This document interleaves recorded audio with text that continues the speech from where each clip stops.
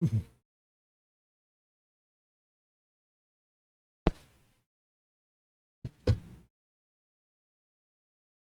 dia. Bom dia. Bom dia. Oh, coisa boa. Amados, antes do nosso momento devocional, a gente... Opa! Antes do nosso momento devocional, eu quero chamar aqui a Trícia, que a Trícia vai dizer pra gente aqui um desafio que foi feito, né? Vem pra cá.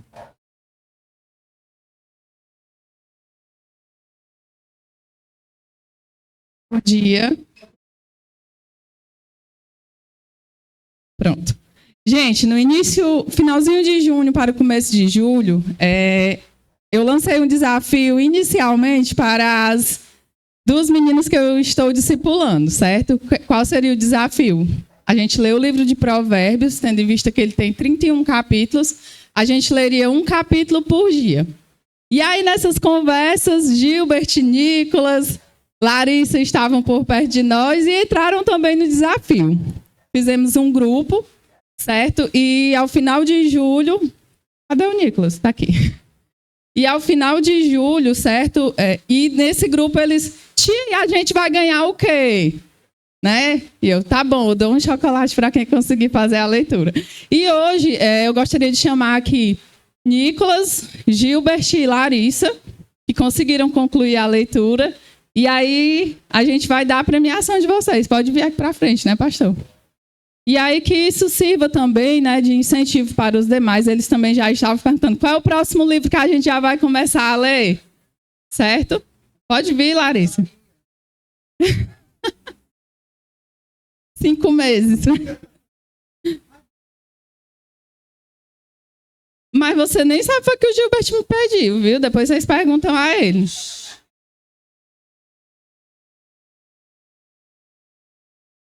Ih, rapaz, coisa boa. Vem pra cá, Larissa. Larissa, vem pra cá. Pra cá. Eu vou pensar num desafio bom para todo mundo, certo? De leitura. Tem uns livros bons para sugerir para leitura também. Mas isso é muito bom, certo? Isso é muito bom. Quando o povo de Deus lê a palavra de Deus, né? Então, cada vez que... Por isso é que quando a Atriz falou comigo, não, vamos lá, vamos fazer, vamos chamar na frente, vamos premiar, vamos orar. Porque o nosso objetivo é esse, né? Nós somos o povo da Bíblia. Então, nós temos que ler a Bíblia, né? E isso me deu várias ideias para fazer também com a igreja, né? Então, se Deus quiser, isso aqui é o primeiro passo, né? E realmente aqui, meus parabéns por isso, por essa caminhada no mês de julho. O mês de julho foi muito intenso, né? E mesmo assim, mesmo com essa intensidade, houve a fidelidade desses irmãos. Então, eu quero que nesse momento nós possamos orar, né? Orar por esses irmãos, agradecendo por esse desafio, por essa vitória conquistada, né? E que nós possamos nos preparar para os próximos desafios. Vamos orar? Você pode ficar de pé para orar por nossos irmãos? Vamos orar. Senhor Deus, somos gratos, ó Pai, pela Tua graça e Teu amor. Obrigado, ó Deus, porque o Senhor colocou no coração desses irmãos, ó Pai, esse desafio. Tão simples, mas tão importante, ó Deus. Passar ali 31 dias lendo, ó Deus, o livro de Provérbios, que é um livro tão precioso, que nos ensina tanto. Então, Senhor, nós queremos nesse momento, como igreja, agradecer, ó Pai, porque esses jovens toparam esse desafio, ó Deus, e eles fizeram isso, ó Pai. Eles cumpriram esse desafio. Eles foram edificados, ó Pai, pela Tua palavra, e nesse momento nós queremos aqui reconhecer isto. Que o Senhor possa, Deus, continuar trabalhando em seus corações e que o Senhor possa continuar fazendo isso em nosso meio, ó Pai. Que o Senhor continue, ó Deus, nos incentivando a ir para a Bíblia, a ler a Bíblia, Deus, para que nós possamos ser trabalhados cada dia por ela, Senhor. Pedimos a Tua bênção e a Tua graça sobre eles e a Tua bênção e a Tua graça sobre nós. E pedimos essas coisas em nome de Cristo Jesus. Amém. Amém, meus irmãos. Deus abençoe vocês e até o próximo desafio. Pode sentar, meus irmãos. Vamos para o nosso momento devocional. Eu pensei no nosso momento devocional agora, certo? Uma coisa bem familiar mesmo. Nós fazemos aqui da família da fé, certo? E eu quero convidar você a abrir sua Bíblia Nós vamos olhar 7 textos bíblicos diferentes, certo? Nós vamos começar em Hebreus, capítulo 10, versículo 25. Porque eu pensei de nós fazermos aqui nesse nosso devocional familiar, devocional da família da fé, falarmos sobre 7 pecados que prejudicam uma igreja, certo? 7 pecados que prejudicam a sua vida pessoal e esses 7 pecados que automaticamente também prejudicam uma igreja. O meu objetivo nesse devocional é fazer com que você venha refletir.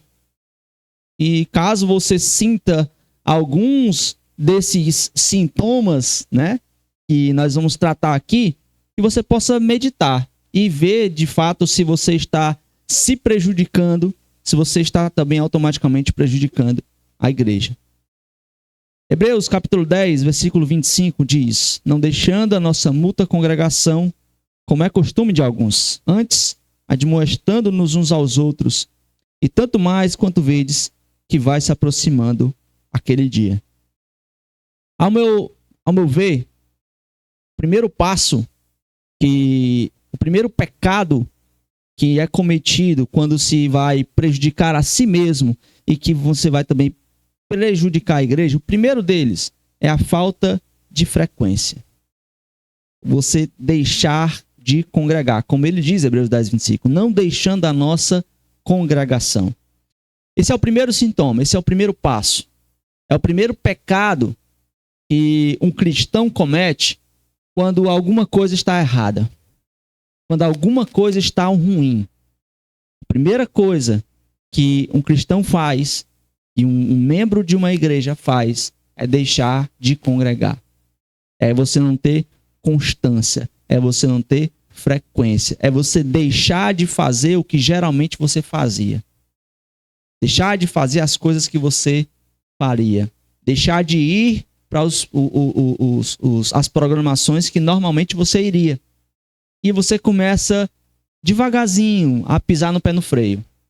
Aí parando, deixando de fazer as coisas.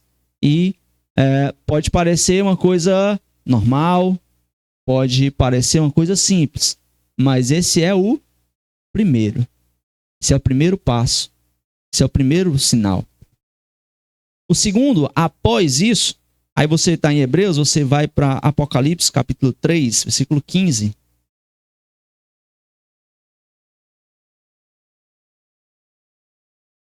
Apocalipse 3, 15. Porque após o crente começar com essa falta de frequência, começar a pisar o pé no freio, começar a não fazer coisas que normalmente você faria, após isso vem o segundo pecado, o segundo passo, o segundo sintoma, que é a mornidão espiritual. Apocalipse 3,15. Conheço as tuas obras, que nem és frio, nem quente. Quem deras fosse ou frio ou quente. Então, o segundo sintoma, o segundo passo, o segundo pecado que um cristão, quando o cristão tem um problema, quando o cristão está em crise, o segundo pecado que ele comete é essa mornidão espiritual. Ele começa já a não ser intenso. Ele começa a não se dedicar mais na sua vida espiritual, na sua vida devocional. Ele já começa a deixar de ler a Bíblia. Ele já começa a deixar de orar. Ele já começa a não se preocupar mais em orar pelos irmãos. E ele já começa uma anemia espiritual. Olhei para a Patrícia. Tá? Lembrei de anemia, mas ela está curada. A anemia do sangue dela está curada, viu? Não é anemia espiritual, não. Mas é isso. Essa anemia espiritual. Primeiro você deixa de congregar. Primeiro você deixa de ir. Primeiro você pisa o pé no freio. E após isso dá essa anemia espiritual. Você já não tem mais força para orar. Você já não tem mais força para ler a Bíblia. Você já não tem força mais para vencer as lutas contra os pecados. Você já começa a ter essa mornidão espiritual. E esse é o segundo passo. Esse é o segundo sintoma. E após isso, Aí, após a falta de frequência, a mornidão espiritual, você vai para 1 João, capítulo 2, versículo 15. 1 João 2,15.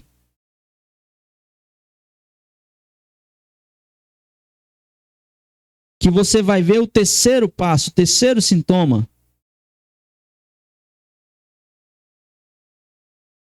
Que é justamente o mundanismo.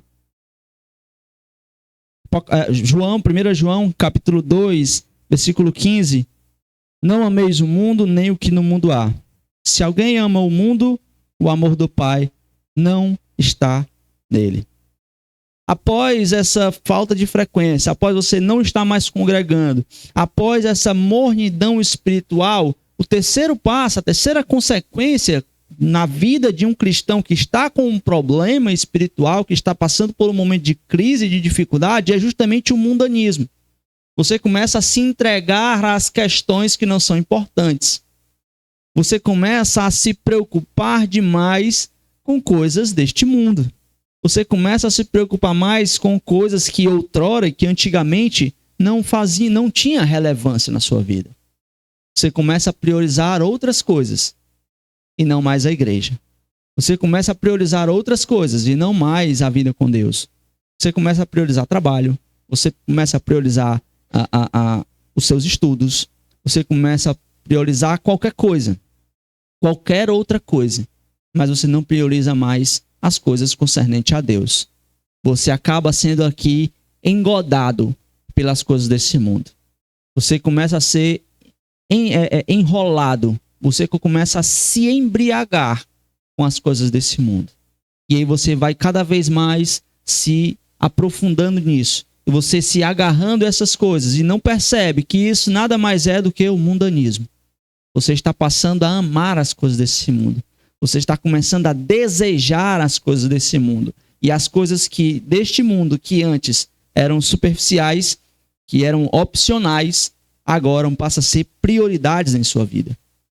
E novamente, como nós estamos numa sequência, numa sequência desses pecados, você abre Filipenses 2,4, você vai ver que a consequência disso, esse quarto passo, esse quarto pecado, esse quarto sintoma é o egoísmo.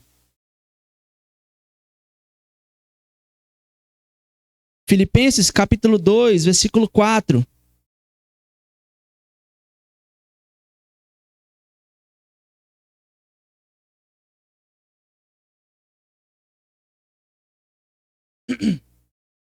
Filipenses capítulo 2,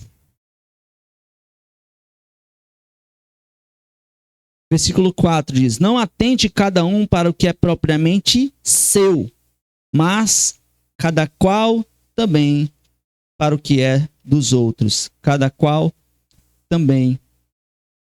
Filipenses 2,4. Vou aqui a Bíblia. Cada qual também para o que é dos outros. Porque esse é o terceiro passo, o terceiro pecado agora na vida de um crente que está com essa crise, que está com esse problema. O quarto. Eu falei o quê? É o quarto.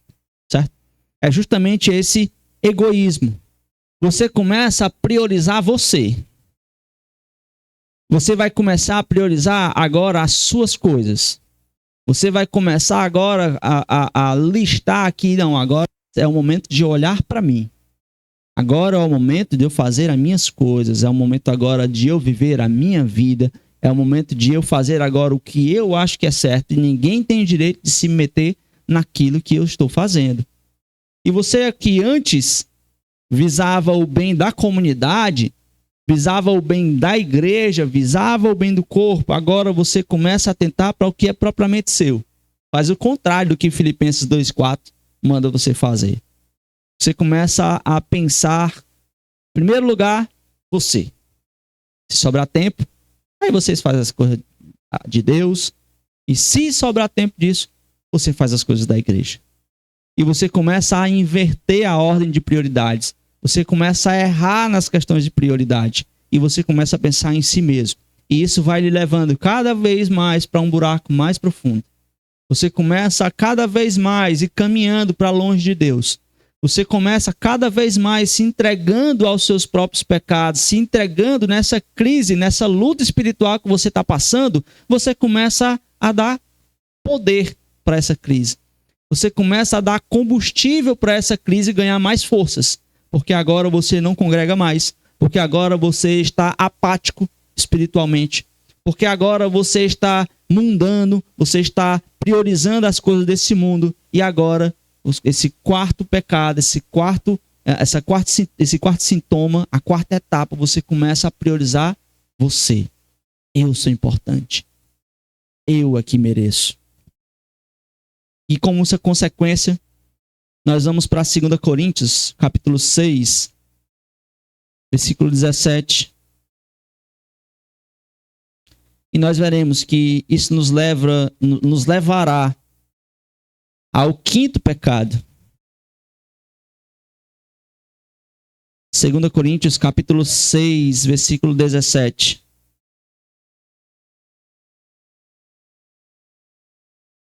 Que isso nos leva, todos esses pecados vai nos levar a um comprometimento com as coisas erradas.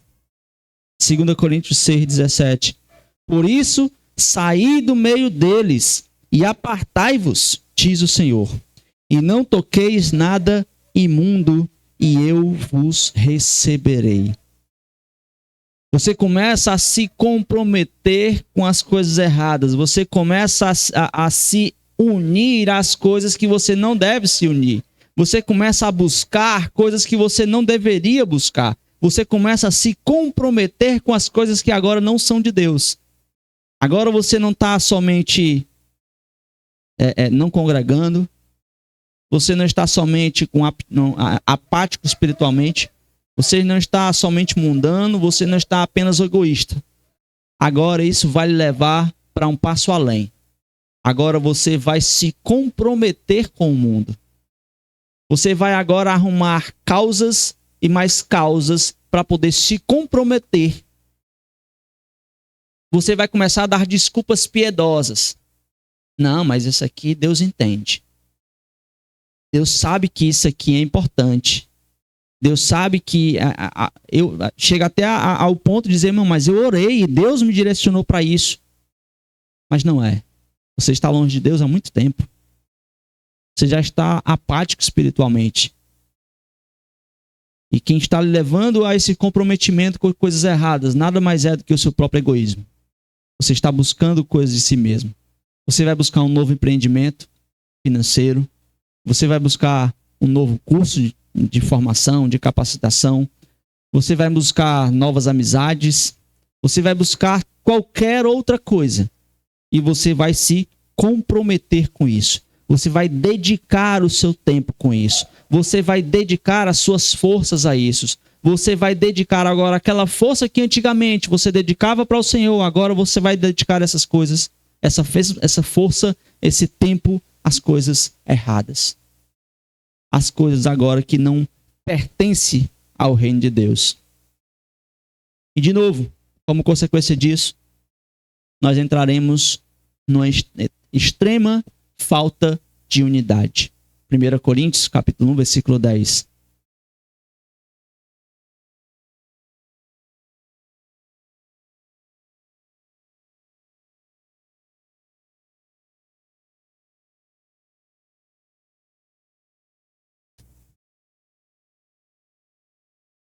Primeira Coríntios, capítulo 1, versículo 10. Rogo-vos, porém, irmãos, pelo nome de nosso Senhor Jesus Cristo, que digais todos uma mesma coisa, e que não haja entre vós dissensões. Antes, sejais unidos em um mesmo pensamento e em um mesmo parecer.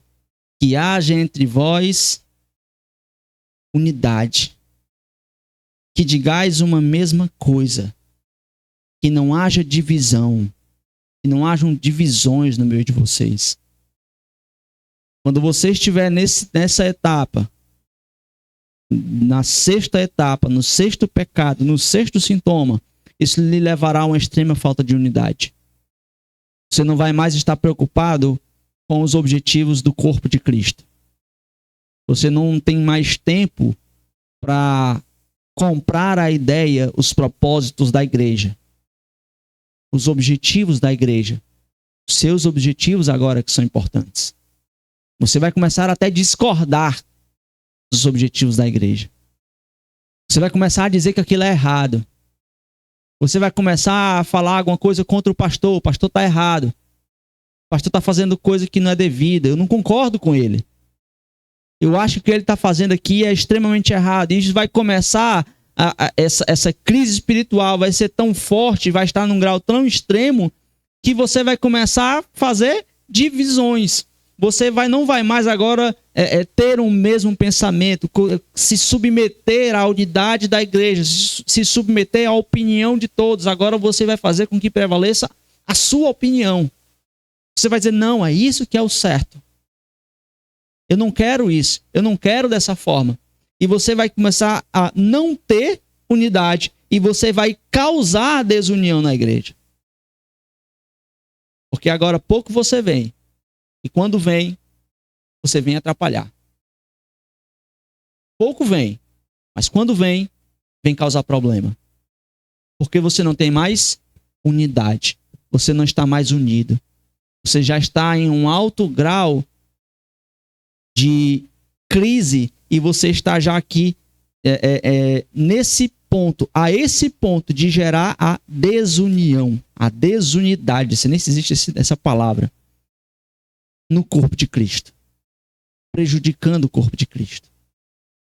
E isso tudo, todos esses 6 passos, a falta de frequência, a mornidão espiritual, o mundanismo, o egoísmo, o comprometimento com coisas erradas e a falta de unidade, vai culminar o que nos diz em Oséias, capítulo 4, versículo 6.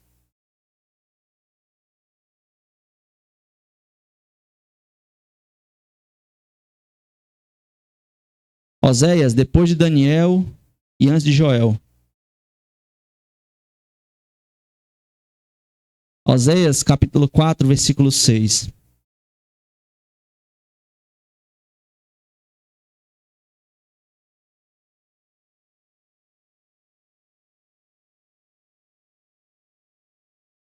Oséias, capítulo 4.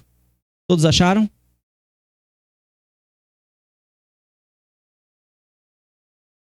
Vamos ler junto esse. Eu quero que você abra realmente para que você leia esse versículo, que é muito importante.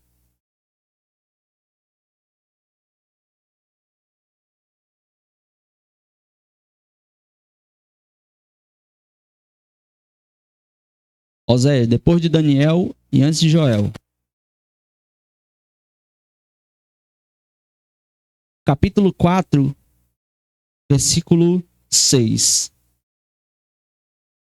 O meu povo foi destruído porque lhe faltou o conhecimento. Porque tu rejeitaste o conhecimento, também eu te rejeitarei, para que não seja sacerdote diante de mim. E visto que te esqueceste da lei do teu Deus, também eu me esquecerei de teus filhos. O que é importante aqui é a primeira parte. O meu povo foi destruído porque lhe faltou conhecimento. O meu povo foi destruído porque faltou entender corretamente. Conhecimento no Antigo Testamento, né, é justamente você ter essa habilidade de você saber e fazer. É diferente do Novo Testamento, certo? No Antigo Testamento é você saber e fazer. Você compreender cognitivamente e fazer. E você viver na prática aquilo que você sabe. Então esse sétimo pecado aqui, esse sétimo sintoma, é o último estágio. É a finalização. Só mostra, nesse estágio, você está totalmente com desconhecimento de Deus. Você não entende mais quais são os propósitos de Deus. Você não sabe mais o que é prioridade. Você não está mais sabendo quem é o seu Deus e o que é que Ele espera de você, o que é que Ele quer de você. Isso só mostra que lhe falta conhecimento. E talvez se você tivesse o conhecimento, no primeiro passo, no primeiro pecado, já acenderia o seu sinal de alerta. Primeiro passo, que é a falta de frequência. não congregar. Nesse primeiro passo, já acenderia um sinal de alerta. Já lhe levaria a orar. Já lhe levaria a se preocupar. Já lhe levaria a achar que isso não é normal. Isso não é comum. Porque é apenas o primeiro passo. Mas esse primeiro passo vai lhe levando numa espiral que prejudica e que vai culminar no final falta de conhecimento de Deus. Vivendo a vida errada. Vivendo a vida fora dos propósitos de Deus. E assim como Judá aqui e Israel foram castigados por Deus porque não tiveram esse conhecimento, porque não entenderam, não cuidaram dos seus problemas, das suas crises no início, você também, meu irmão. Você também, minha irmã. Você será castigado por Deus. Porque você está levando a vida de pecado. Você estará levando a vida de pecado. E o Novo Testamento é claro em dizer, olha, aquilo que você semeia é aquilo que você cega. Aquilo que você planta é o que você colhe. Isso tudo seria evitado. Isso tudo é evitado quando você tem o conhecimento. Então, no nosso devocional, eu quero que a gente medite nisso. Fique alerta. Primeiro sinal de problema, primeiro sinal de qualquer crise que você vai passar é a falta de frequência. É você deixar de congregar. Esse é o primeiro sinal. Então, fiquem atentos e que nós possamos, para nós encerrarmos, nós possamos escutar a exortação de Hebreus 12. Hebreus 12, de 1 a 4. Diz assim, eu vou ler para vocês. Portanto, nós também, pois que estamos rodeados de uma tão grande nuvem de testemunhas. Aí ele vai dizer, deixemos todo o embaraço e o pecado que tão de perto nos rodeia e corramos com paciência a carreira que nos está proposta, olhando para Jesus, autor e consumador da fé, o qual pelo gozo que lhe estava proposto suportou a cruz, desprezando a afronta e assentou-se à destra do trono de Deus. Considerai, pois, aqueles que suportou tais contradições dos pecadores contra si mesmo, para que não enfraqueçais, desfalecendo em vossos ânimos. Ainda não resististes até o sangue, combatendo contra o pecado. Vocês ainda não resistiram até o sangue combatendo contra o pecado. Você ainda não resistiu a esse ponto. E que a exortação do autor de Hebreus é, resista, meu irmão. Lute. Eu estou sem força, pastor. Não está, meu irmão. Você consegue suportar mais. Você consegue mais. Que nós possamos lutar para nós não entrarmos nessa crise. Para que nós não possamos dar esse primeiro passo que danifica a sua vida espiritual e que danifica também a igreja. Amém? Vamos orar. Senhor Deus, Pai amado, obrigado, Pai, pela tua graça e teu amor, a tua bondade, a tua misericórdia. Senhor, em nome de Cristo Jesus, que o Senhor nos dê força, nos dê ânimo e coragem, para que nós não possamos, ó Pai, dar esse primeiro passo, não termos, ó Pai, essa crise em nossas vidas. Que é o primeiro sinal, ó Pai, desses pecados, que nós possamos, ó Pai, acender o sinal de alerta, que nós possamos entender que nós temos uma igreja, Pai, para nos ajudar, que nós temos pastores que cuidam de nossas vidas, que velam por nossas vidas. Nós possamos entender que nós temos um Deus, ó Pai, que é gracioso, que é amoroso, e que, ó Deus, nos deu esse grande presente, que é a igreja, para nós cuidarmos de nossas feridas, que para nós cuidarmos, ó Pai, uns dos outros. Não permita, Pai, que essa igreja seja prejudicada, Deus, por nenhum desses pecados. Nós possamos ter aqui uma igreja forte, uma igreja que luta, uma igreja que combate, ó Deus, contra qualquer tipo de pecado dos membros, ó Pai, a qual pertence a essa igreja. Que o Senhor nos dê um coração amoroso, gentil, ó Pai, para nos cuidarmos. O Senhor nos dê, ó Pai, um coração amoroso para cuidarmos dos nossos irmãos. Que nós possamos ser bênção, ó Pai, na vida uns dos outros. E que nós possamos fazer tudo isso visando a honra e a glória do Teu santo nome, Senhor. Pedimos a Tua bênção, a Tua graça, pedimos essas coisas em nome de Cristo Jesus. Amém, Senhor. Amém, meus irmãos? Vamos, nesse momento, celebrar a ceia do Senhor. Vamos cantar um louvor. O irmão Denis vai nos dirigir aqui no louvor e a gente vai se preparando para a ceia do Senhor, certo?